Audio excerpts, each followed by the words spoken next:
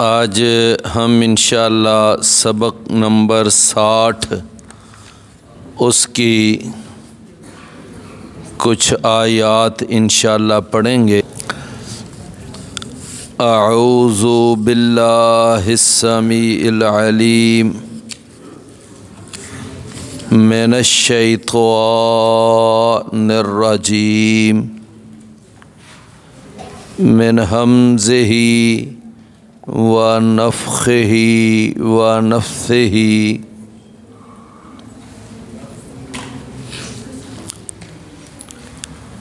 फ़इज़न नुजूमु तुमिसत व इज़्ज़स्समाउ फ़ुरिजत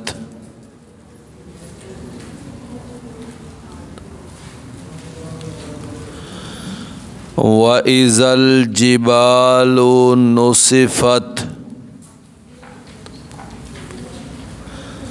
व इज़र रुसुलु उक़्क़ितत लिअय्यि यौमिन उज्जिलत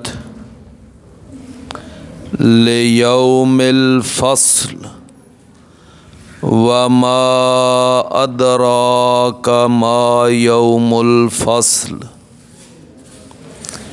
वैलुन यौमइज़िल लिलमुकज़्ज़िबीन।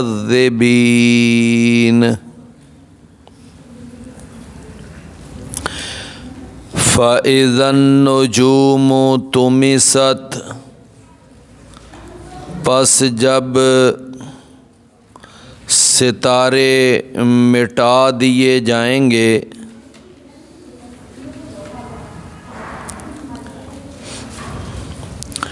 व इज़्ज़स्समाउ फ़ुरिजत, और जब आसमान वो खोल दिया जाएगा, व इज़ल जिबालु नुसिफ़त, और जब पहाड़ रेज़ा रेज़ा करके उड़ा दिए जाएंगे, व इज़र रुसुलु उक़्क़ितत, और जब रसूलों के लिए वक्त मुक़र्रर कर दिया जाएगा, लिअय्यि यौमिन उज्जिलत, किस बड़े दिन के लिए मुअख़्ख़र किया गया है ये सारा प्रोग्राम। लियौमिल फ़स्ल, फ़ैसले के दिन के लिए। व मा अदराका मा यौमुल फ़स्ल, और कौन सी चीज़ है कि उसने मालूम करवाया है आपको कि क्या है फ़ैसले का दिन। वैलुन यौमइज़िल लिलमुकज़्ज़िबीन, बहुत बड़ी हलाकत है उस दिन जुठलाने वालों के लिए। अभी हमने जो आयात हमने पढ़ी हैं, इन आयात में अल्लाह ताला ने क़यामत के बारे में कुछ मनाज़िर और क़यामत के वाक़े होने के कुछ सीन बयान किए हैं। यानी जिस तरह ये है ना, रसूलुल्लाह सल्लल्लाहु अलैहि वसल्लम ने फरमाया कि अगर किसी ने क़यामत को तसव्वुराती निगाहों से देखना हो तो वो सूरत तकवीर को और सूरतुल इन्फितार को और सूरतुल इंशिकाक को पढ़ ले। यानी अगर किसी ने अपनी आँखों से क़यामत को देखना हो तो वो क्या करे, सूरतुत तकवीर इज़ शम्सु कुव्विरत और सूरतुल इन्फितार इज़ समाउन फतरत और सूरतुल इंशिकाक इज़ समाउन शक्कत। यानी ये सूरतें वो सूरतें हैं कि जिनमें क़यामत का मंज़र बयान किया गया है, मंज़र कशी की गई है इन सूरतों में। तो इसी तरह एक ये सूरत भी है, इस सूरत के अंदर भी क़यामत की मंज़र कशी है। फरमाया कि फ़इज़न नुजूमु तुमिसत, तुमिसत तमस का माना होता है तमस, यानी त्वा मीम और सीन। इसका माना होता है किसी चीज़ को मिटा देना, मिलिया मेट कर देना और उसको ख़त्म कर देना। फ़तमसना अयुनहुम, फ़तमसना अयुनहुम, हमने उनकी निगाहों को मिटा दिया, ख़त्म कर दिया। तो फरमाया फ़इज़न नुजूमु तुमिसत, कि जब सितारे बेनूर कर दिए जाएंगे, सितारे बेनूर कर दिए जाएंगे, मिटा दिए जाएंगे। सितारे इनका नामो निशान ही ख़त्म हो जाएगा। सूरज भी लपेट दिया जाएगा, चाँद भी लपेट दिया जाएगा और सितारे जो हैं ये वैसे ही मिटा दिए जाएंगे। ये सारा निज़ामे फ़ल्की जो है, निज़ामे फ़ल्की, ये सब ख़त्म हो जाएगा। तो फरमाया कि जब सितारे यानी मिटा दिए जाएंगे। सूरतुत तकवीर में आयत आती है ना कि इज़ा शम्सु कुव्विरत व इज़न नुजूमुन कदरत, और जब सितारे बेनूर हो जाएंगे। तो गोया के क़यामत का इन आयात में पहला मंज़र क्या बयान हुआ, पहला मंज़र के सितारे मिटा दिए जाएं। ये पहला मंज़र अल्लाह ने बयान किया। दूसरा मंज़र अल्लाह ने ये बयान किया व इज़्ज़ समाउ फुरिजत, और जब आसमान जो है उसको खोल दिया जाएगा। फुरिजत, फुरिजत का माना क्या है, खोल दिया जाएगा। कुरान मजीद में एक लफ्ज़ है इनफजारत, इनफजारत, वो भी लफ्ज़ इसी से बना है। फरमाया कि मूसा अलैहिस्सलाम जब गए ना वादी सीनीन में, और उनके साथ बनी इसराइल लाखों की तादाद में, यह नहीं कोई 1000 10,000, लाखों की तादाद, जब मूसा अलैहिस्सलाम गए तो आगे मसला एक ये पेश आ गया कि अब यानी खाएंगे क्या और पिएंगे क्या, खाएंगे क्या और पिए, या क्या खाएं पिएंगे। माना कि दिल्ली में रहेंगे गालिब, मगर ये तो बताओ कि यहाँ खाएंगे क्या। यानी ये एक सवाल है। तो उस वक़्त फिर ये हुआ कि अल्लाह ताला ने खाने का ये बंदोबस्त किया कि मन और सलवा उतारा। फ़अन्ज़लना अलैकुमुल मन्ना वस्सलवा। और फिर अल्लाह ने बादलों का साया कर दिया।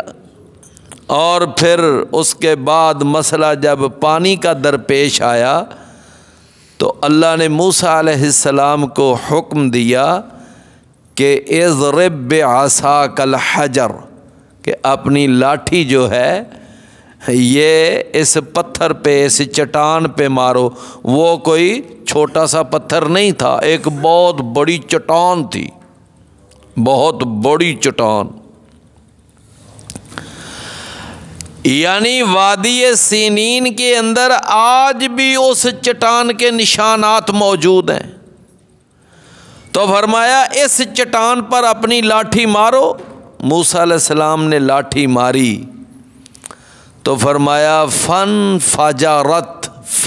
फाजारत, बस फूट पड़े, मिन हो उससे, इतना आशारा, फरमाया 12 चश्मे उसमें से फूट पड़े। कितने? 12 चश्मे उसमें से फूट पड़े।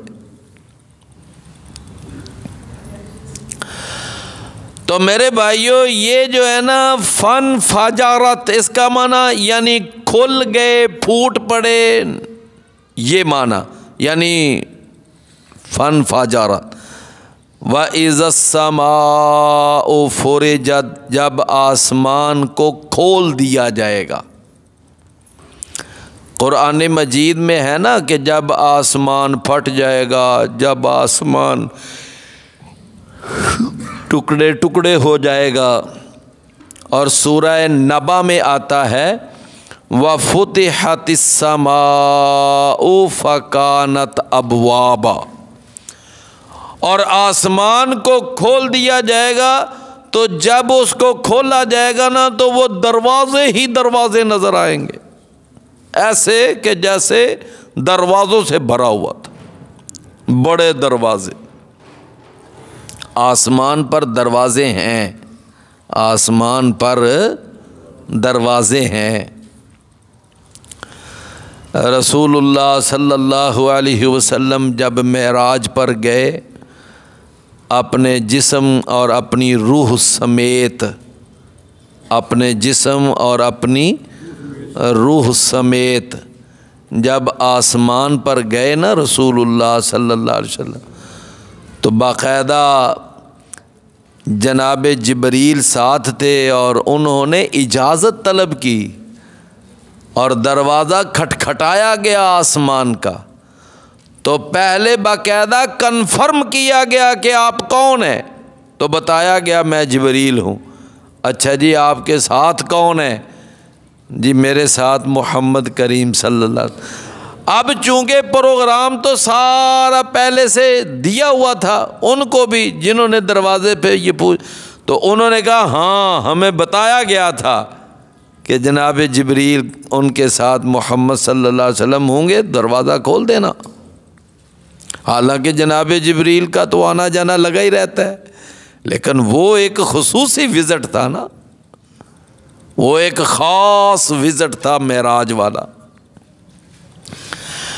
मैंने एक किताब के अंदर वैसे ये जुमला पढ़ा, मुझे सही ये जुमला कि देखें फरिश्तों का आसमान पर तो आना जाना लगा ही रहता है, जा रहे हैं आ रहे हैं, आ रहे हैं जा रहे हैं, सुबह शाम इनकी ड्यूटियां तब्दील होती हैं, सारा ये तो है।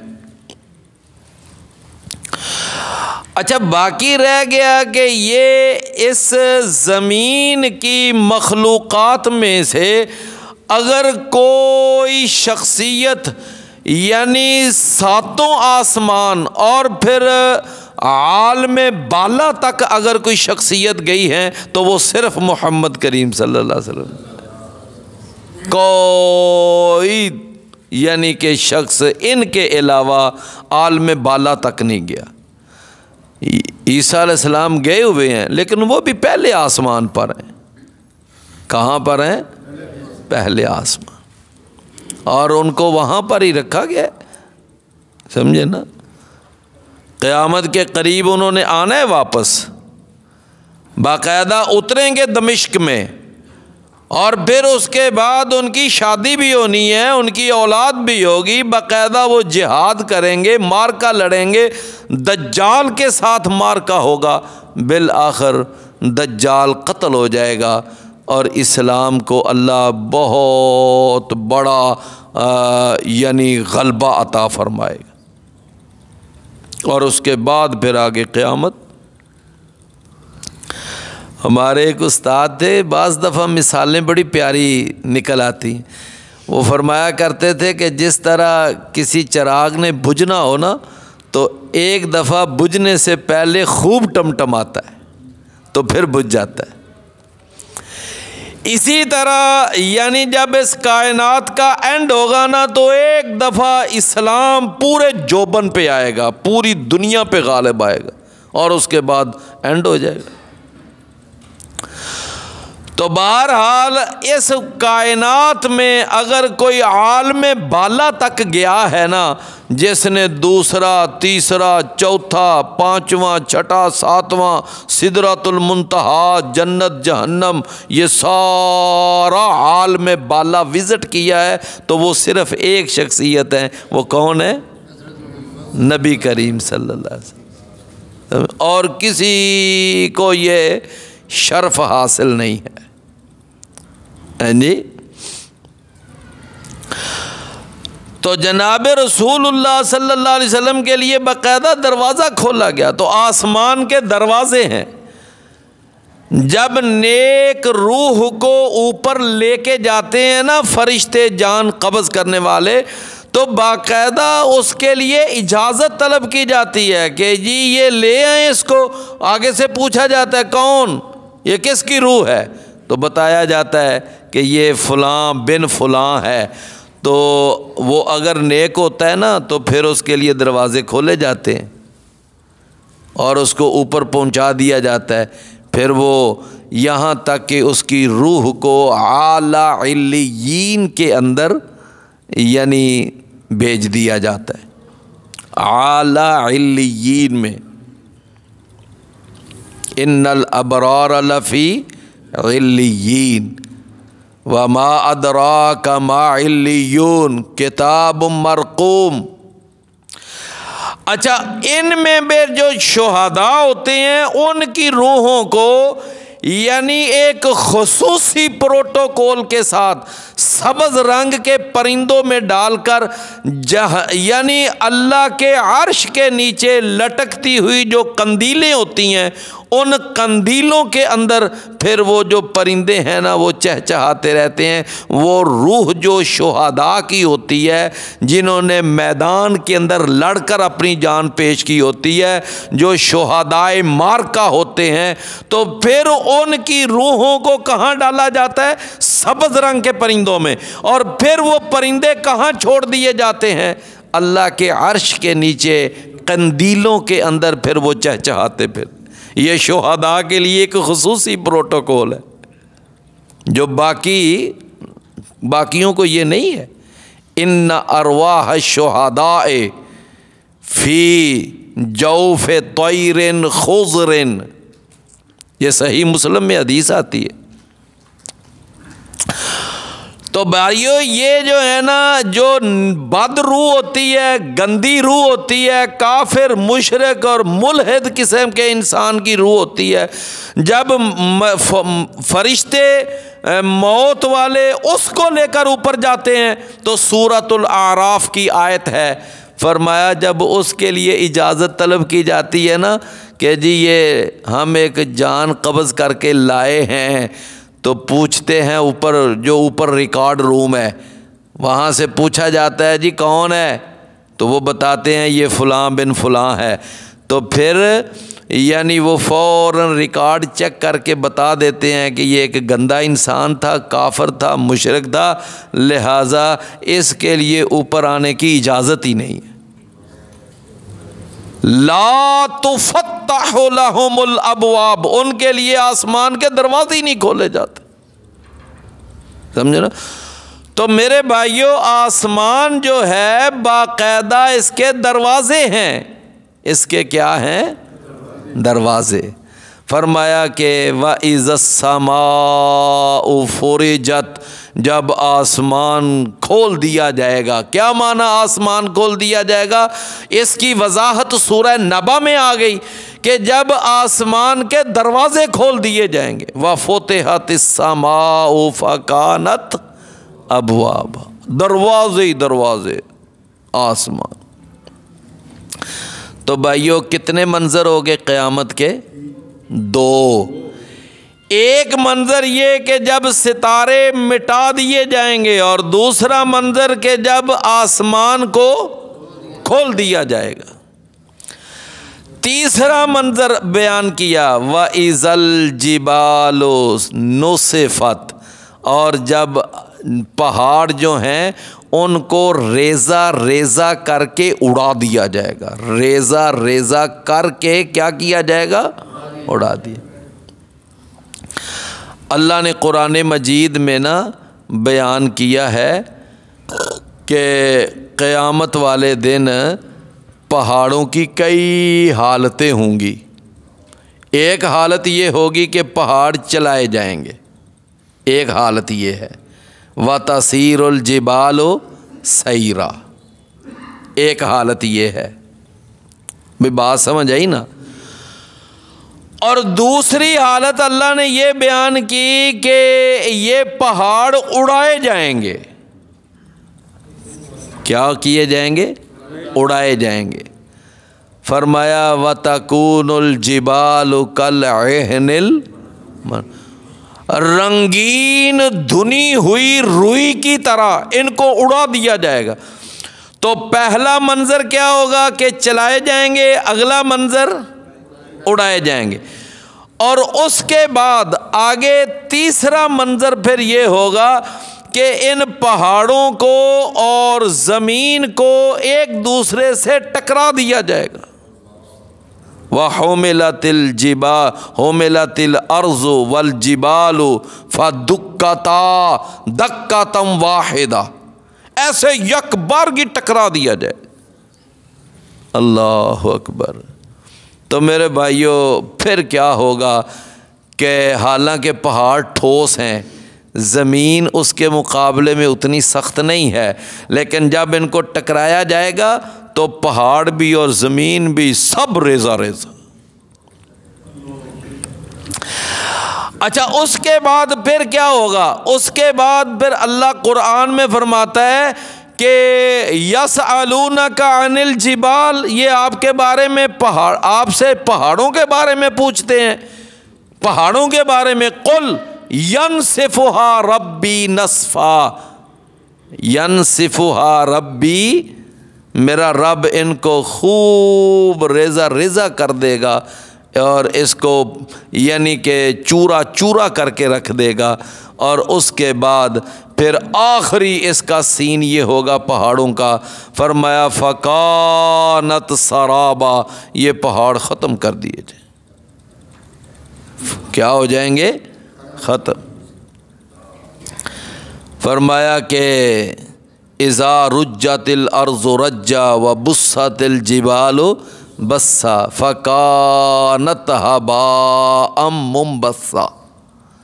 तो ये तीसरा मंज़र पहाड़ों का कि पहले चलाए जाएंगे, फिर उड़ाए जाएंगे, फिर टकराए जाएंगे और फिर रेज़ा रेज़ा करके उड़ाए जाएंगे और बिल आखिर इनको ख़त्म ही कर दिया।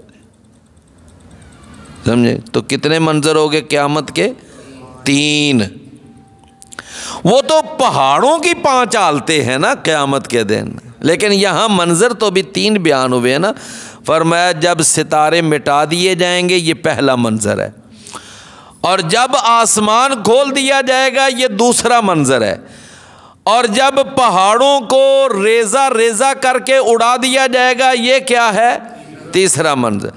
फरमाया व इज़र रसूल उक़्क़ितत, जब रसूलों के लिए बाकायदा वक्त मुकर्रर कर दिया जाएगा। क्या मुकर्रर कर दिया जाएगा? वक्त मुकर्रर कि क़यामत के दिन फिर ये होगा, अच्छा जी पहले फ़लाँ नबी अपनी उम्मत को लेकर आ जाए, फिर फ़लाँ नबी आ जाए, फिर फ़लाँ नबी आ जाए, बाकायदा उनकी जो है ना डेट शीट वो जारी कर दी जाए। पहले फ़लाँ की बारी, फिर फ़लाँ की बारी, फिर फ़लाँ की बारी, तो वो बाकायदा शेड्यूल जारी कर दिया जाए। क़यामत वाले दिन सबसे पहले किस उम्मत का हिसाब होना है? सबसे पहले उम्मत मुहम्मदिया, उम्मत मुहम्मदिया, इसका सबसे पहले हिसाब होगा। और नबी सल्लल्लाहु अलैहि वसल्लम ने फरमाया कि हम दुनिया में आने के एतबार से तो सबसे आखिर में हैं, लेकिन क़यामत वाले दिन हम हिसाब के देने के एतबार से सबसे पहले हैं। समझे ना? नाहनुल आखिरूना फिद दुनिया वल अव्वलूना फिल आखिरा, आखिरत में हम पहले होंगे। और ये बहुत बड़ी एक रिलीफ है कि पहले ही हिसाब हो जाए, बस ठीक है जाओ, जिसने जहाँ जाना जाए। जो जन्नत में जिसका ठिकाना होगा वो जन्नत में चला जाएगा, जिसका जहन्नम में मामला फिर वो जहन्नम। तो फरमाया व इज़र रसूल उक़्क़ितत, जब रसूलों के लिए क्या किया जाएगा? वक्त मुकर्रर कर दिया जाएगा, वक्त मुकर्रर कर दिया जाएगा। हाँ जी, कि आओ अपनी अपनी उम्मतों को साथ लेकर आओ और यहाँ पर आकर अपना मामला पेश करो कि तुमने क्या किया, कौम ने क्या रद्द अमल पेश किया, तुमने मेरा पैगाम पहुंचाया नहीं पहुंचाया, क्या, ये सारी आकर अपनी कारकर्दगी रिपोर्ट पेश करो। मेरे भाइयों, रसूलुल्लाह सल्लल्लाहु अलैहि वसल्लम ने फरमाया, एक मिसाल देकर फरमाया कि जब जनाब नूह अलैहिस्सलाम को बुलाया जाएगा ना कि आओ, उधर उनकी उम्मत भी आ जाएगी, नूह अलैहिस्सलाम भी आ जाएंगे। कितना अरसा उन्होंने दावत दी? 950 साल, 950 साल। एक बड़ा दौरानिया बनता है 950 साल, समझे ना? और ये दौरानिया उनका दावत का दौरानिया है। सारी ज़िंदगी, ये उनकी उम्र इतनी नहीं थी, उम्र इससे ज़्यादा थी। तो नूह अलैहिस्सलाम जो हैं वो अपनी कौम के साथ वहाँ आ जाएंगे, अल्लाह के सामने पेशी हो जाएगी, समझे ना? तो अल्लाह ताला पूछेगा, हाँ नूह बताओ मेरा पैगाम पहुँचाया था? हालांकि अल्लाह सब कुछ जानता है, लेकिन ये एक अदालती कार्रवाई है, ये एक अदालती कार्रवाई है, वो पूरी होनी है। हाँ जी बताएं। तो नूह अलैहिस्सलाम कहेंगे, जी मेरे परवरदिगार मैंने तेरा पैगाम पहुंचाया था।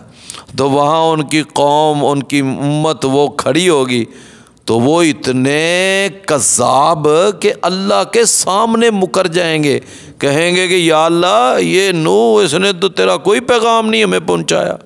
देखो, यानी एक होता है ना, बंदा सोचता है कि मैं किसके सामने खड़ा हूँ, कहाँ झूठ बोल रहा हूँ, वहाँ झूठ चलेगा। तो वो साफ झूठ बोलेंगे, कहेंगे कि या अल्लाह ये नूह, इसने तो तेरा पैगाम ही नहीं हमें पहुँचाया। अल्लाह ताला नूह अलैहिस्सलाम से कहेंगे कि नूह अब बताओ, ये तेरी कौम तो कह रही है कि पैगाम ही नहीं पहुँचाया, अब क्या करना है, कोई तेरा गवाह है? तो नूह अलैहिस्सलाम कहेंगे, हाँ मेरा गवाह है। कौन? कहेंगा कि उम्मत मुहम्मदिया, उम्मत मुहम्मद वो मेरी गवाह है, वो गवाही देगी। कुरान कहता है कि वकज़ालिका जअलनाकुम उम्मतम वसतन लितकूनु शुहदा अलन्नास व यकून रसूल अलैकुम शहीदा। फरमाया उन पहली उम्मतों के ऊपर फिर हमने गवाही देनी है। हम कहेंगे कि या अल्लाह ये इनकी उम्मत के लोग झूठ बोल रहे हैं, गलत बयानी कर रहे हैं, बकवास कर रहे हैं, तेरे नबी नूह ने इनको पैगाम पहुंचाया था। अच्छा जी, तुम्हारे पास अथेंटिसिटी क्या है, क्या तुम्हारे पास इसकी बात? वो कहेंगे कि हमने अपनी किताब कुरान में ये सारी बात पढ़ी, और कुरान वो किताब है कि जिसके अंदर कोई एक लफ्ज़ भी आगे पीछे नहीं है। वो एक महफूज किताब है। वो जिस तरह तूने या अल्लाह नाज़िल की थी वो हू बहू क़यामत तक उसी तरह रही है। उसमें कोई माई का लाल कोई हेरा फेरी नहीं कर सका। लिहाजा हमने अपनी किताब कुरान में पढ़ा था। अच्छा, फिर अल्लाह ताला फरमाएगा कि अब तुम्हारी गवाही की तस्दीक कौन करेगा? कौन तस्दीक करेगा? तो फिर मोहम्मद करीम सल्लल्लाहु अलैहि वसल्लम तशरीफ़ लाएंगे और फिर वो गवाही देंगे कि मेरी उम्मत ठीक कह रही है कि वाकई नूह अलैहिस्सलाम ने अपनी कौम को पैगाम पहुंचाया था।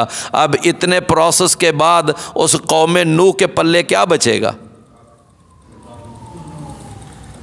है ना, अब क्या बचेगा उनके? झूठ बोलने का कोई फ़ायदा हुआ? मेरे भाइयों, नबी सल्लल्लाहु अलैहि वसल्लम ने फरमाया झूठ तबाह करता है, सच इंसान को निजात देता है।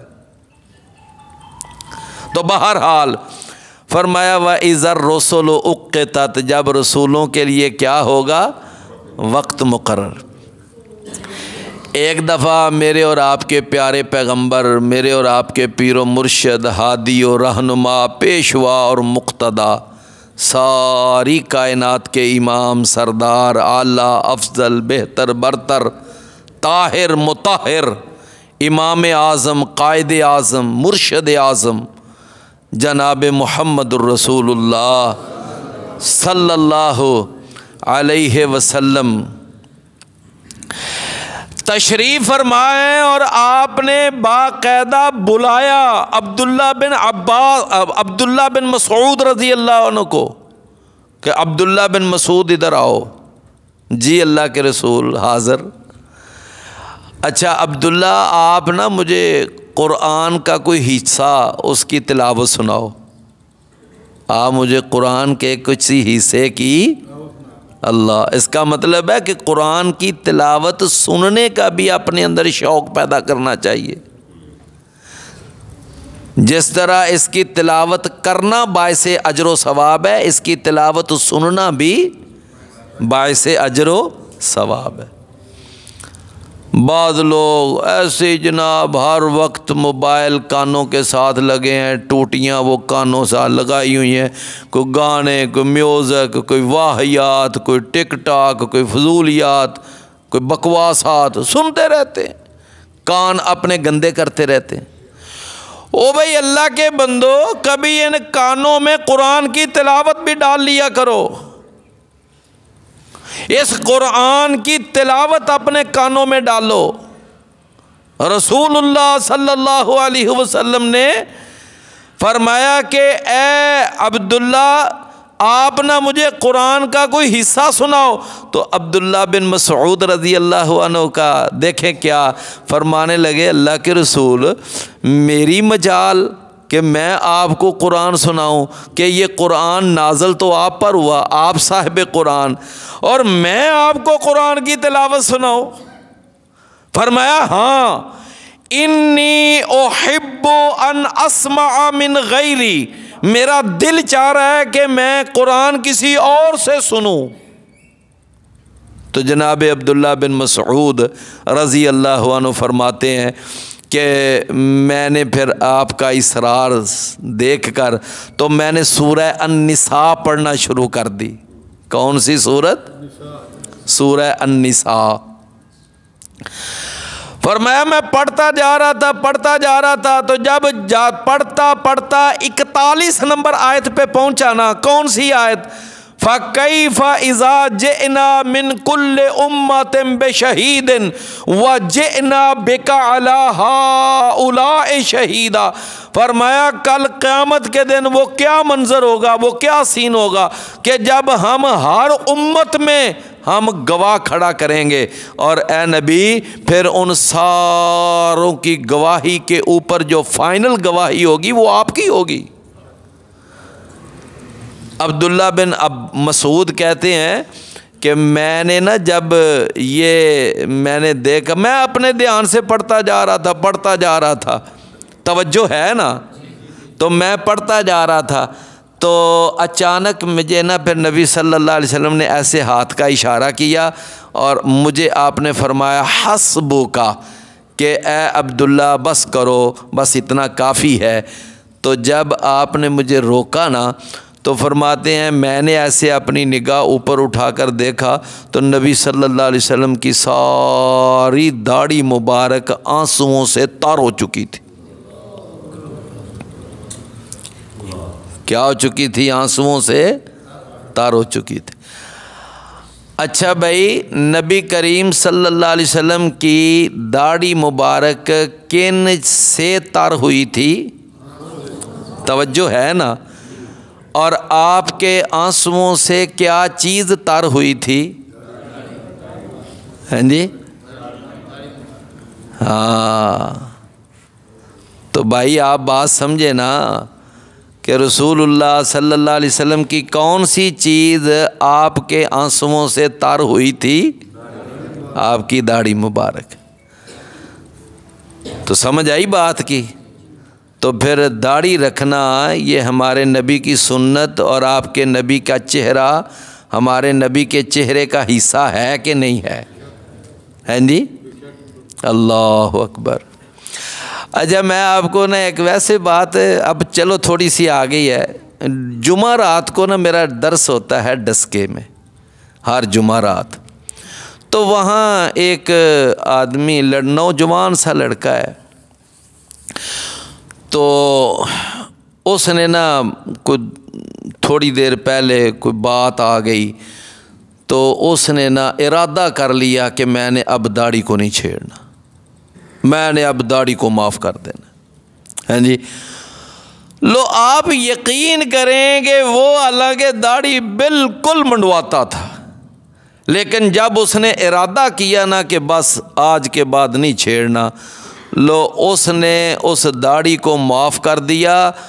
और अब कल परसों की बात है, ये जुमा रात को, तो हम गए तो मैंने ना देखा तो माशाल्लाह अब चेहरा उसका काफ़ी भर गया दाढ़ी से, और दाढ़ी लो इतनी सजी उसके चेहरे पे दाढ़ी के कमाल।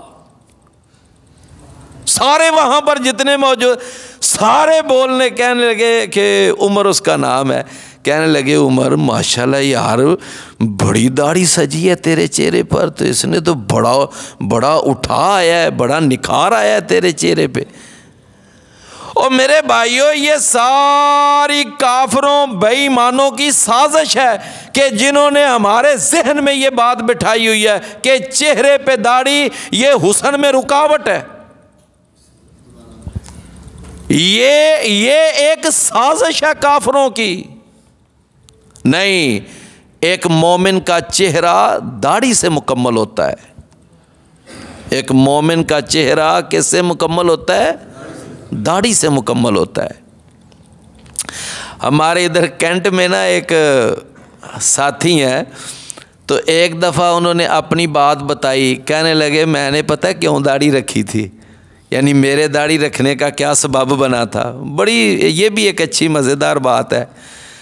कहता है कि मैं भी दाढ़ी बिल्कुल रगड़ के मंडाता था, क्लीन शेव था। तो कहते हैं एक दफ़ा ना एक आदमी नौजवान सी, तो उसको हार्ट अटैक हुआ और वो मर गया। कहते मैं जब गया ना तो जनाजा पढ़ा, जनाजा पढ़ने के बाद वो कहते हैं ना जी आओ वेख लो चेहरा।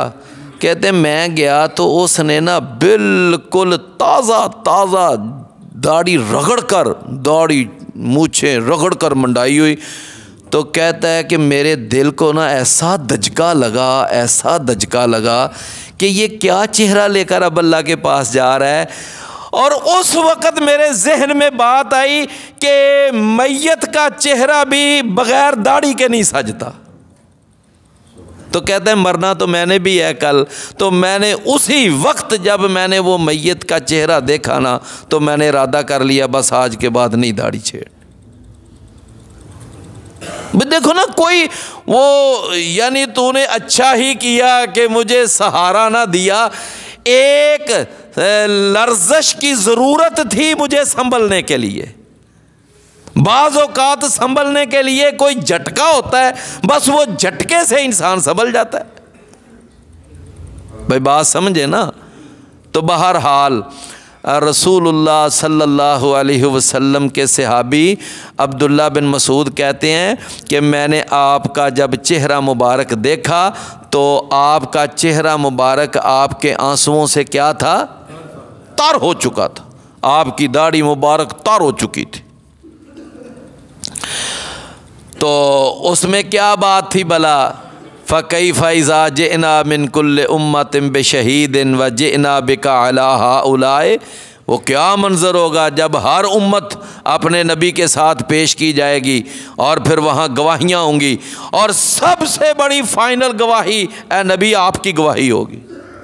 तो नबी सल्लल्लाहु अलैहि वसल्लम जब ये क़यामत का मंज़र, क़यामत की ये सारी कैफियत, तो नबी सल्लल्लाहु अलैहि वसल्लम की आँखों में अल्लाह अकबर।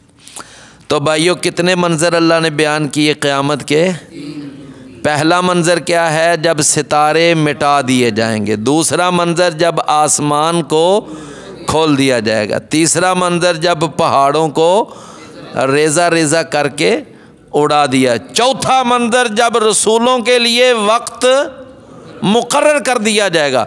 फरमाया ले अय्य यौमिन उज्जलत, किस बड़े दिन के लिए उज्जलत, उज्जलत इसको, इस प्रोसेस को मुअख्खर किया गया है, वो कौन सा दिन है।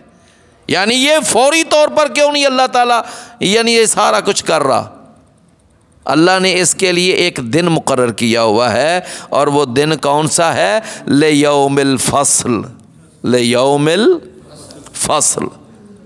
अच्छा भाई, एक लफ्ज़ होता है, अगर मेरी तरफ आप तवज्जो से बात समझें, एक लफ्ज़ होता है आइन अल्फ़ आ और आगे जीम लाम आजिल।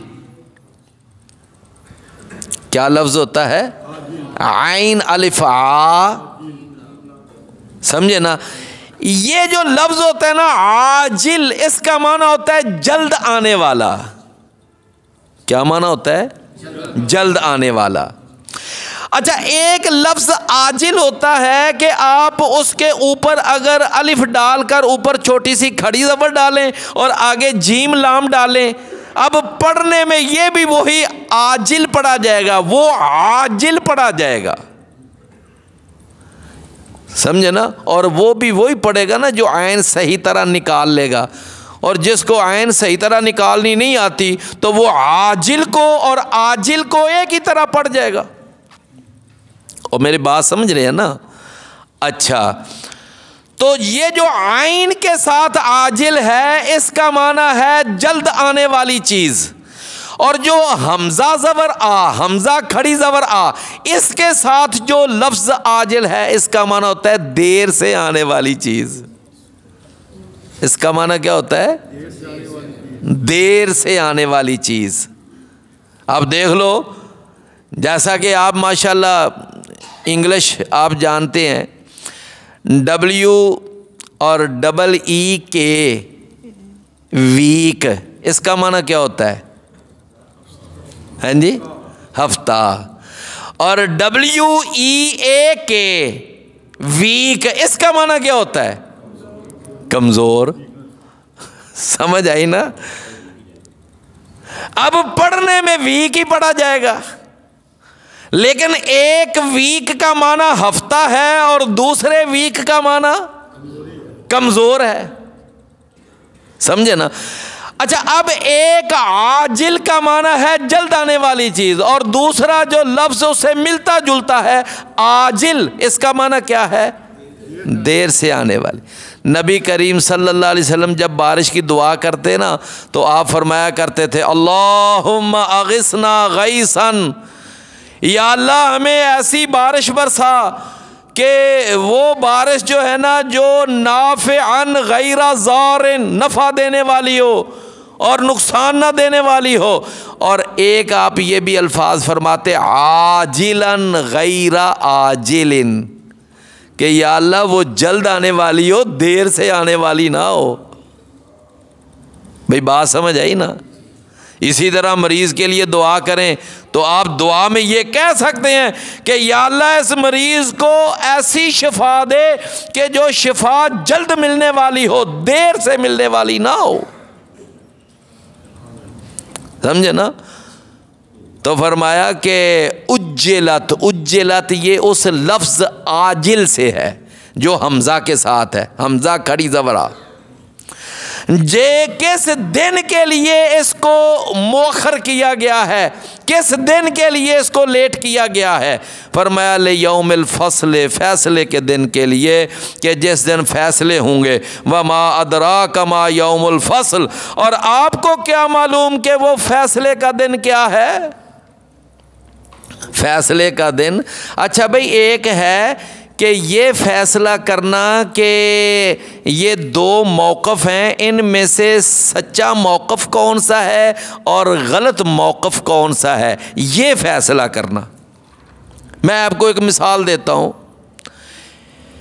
क़यामत वाले दिन ये फ़ैसला नहीं होगा कि कब्र पे जाकर सजदा करना, या कब्र पे जाकर तवाफ़ करना, या कब्र पे मुजावर बनकर बैठना, या पक्की कब्रें बनाना, या कब्रों पर जाकर नज़रो न्याज देना, क्या ये जायज़ है या नाजायज़ है, ये ठीक था या गलत था, ये फ़ैसला नहीं होना। वो तो दुनिया में अल्लाह के रसूल बताकर गए कि नहीं, हैं जी। भाई अल्लाह के रसूल बता गए हैं कि पक्की कब्र बनाना हराम है, उस पर दिए जलाना हराम है, वहाँ मुजावर बनकर बैठना हराम है, गैरुल्लाह की नज़र न्याज, गैरुल्लाह के चढ़ावे सबीलें, ये सब ये तो अल्लाह के नबी बताकर। अब इनका फ़ैसला ये नहीं होना कि ये काम ठीक था या गलत था, ये फ़ैसला नहीं होना। समझे ना। फ़ैसला ये होना है, फ़ैसला ये होना है कि अल्लाह ताला ने अब दुनिया के सामने ये बात वाज़े करनी है कि लोगों, ये जो कब्रों पे सजदे नहीं करते थे, जो नज़रो न्याज नहीं देते थे, जो वहाँ चढ़ावे नहीं चढ़ाते थे, जो वहाँ पर जाकर वो पक्की कब्रें नहीं बनाते थे, ये लोग ठीक थे और वो गलत थे। ये अल्लाह ने अपने फ़ैसले को नुमायाँ करना है, ज़ाहिर करना है, आयां करना है। मेरी बात आप समझ रहे हैं ना। आप यूं समझ लें कि जिस तरह आजकल चलता है ना जी फैसला महफूज कर लिया गया है, फलां दिन सुनाया जाएगा, तो बस वो फैसला सुनाया जाना है, फैसला किया नहीं जाना। तो फरमाया ले यौमिल फ़स्ल, उस फैसले के दिन के लिए। वमा अदराका मा यौमुल फ़स्ल, क्या आपको, किस चीज़ ने आपको मालूम करवाया कि क्या है वो फैसले का दिन। फरमाया वैलुन यौमइज़िल लिल मुकज़्ज़िब, बहुत बड़ी हलाकत है उस दिन जुठलाने वालों के लिए, जिन्होंने नबियों को ना माना, रसूलों की बात ना मानी, जिन्होंने आखिरत को तस्लीम ना किया, जिन्होंने इस्लाम को जुठलाया, इस्लाम को उन्होंने गलत कहा, झूठा दीन कहा। तो ऐसे लोगों के लिए फिर कल क़यामत के दिन क्या होगी, हलाकत ही हलाकत।